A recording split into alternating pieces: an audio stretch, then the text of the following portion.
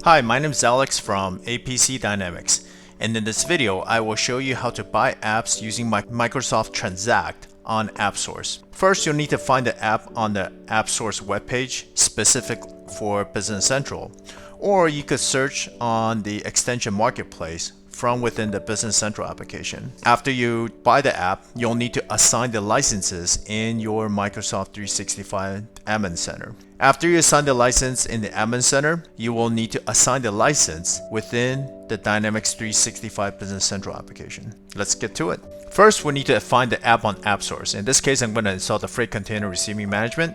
Click into it and click on Buy Now. What this will do is it'll go through the purchasing process. For now, I'm going to click on the 5 free test users. So I'm going to select that. Click on Next. From here, choose the number of users. I'm going to buy 5. Click on Next.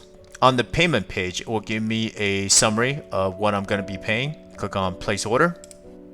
Once the order is placed, I need to assign the licenses. So I'm going to click on the Assign the License, and this will bring in the Microsoft 365 admin page. If you scroll down, you'll see the Freight Container Management free user. From the license page, I'm going to click on the Assign Licenses and assign the people that's going to be using this app. I'm going to assign myself. Click on Assign, and you'll see that the license has been assigned successfully.